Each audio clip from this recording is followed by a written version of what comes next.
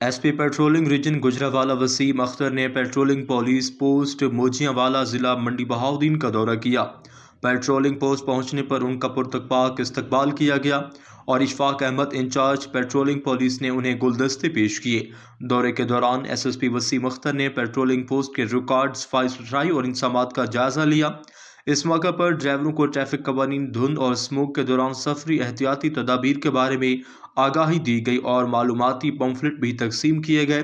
S P patrolling نے اس موقع پر شہریوں سے درخواست کی کہ دھند کے دوران غیر ضروری سفر نہ کریں۔ اگر سفر ضروری ہوگا تو گاڑی کی رفتار کم رکھیں، اگلی گاڑی سے مناسب فاصلہ رکھیں اور فوگ لائٹس، فرنٹ اور بیک لائٹس کا درست استعمال یقینی بنائیں۔ انہوں نے خاص طور پر ٹریکٹر ٹرالیز، لوڈرز، ریڑھیوں اور دیگر سست رفتار گاڑیوں کے مالکان سے کہا کہ وہ ریفلیکٹرز اور بیک لائٹس فعال رکھیں تاکہ سڑک پر نظر آ سکیں۔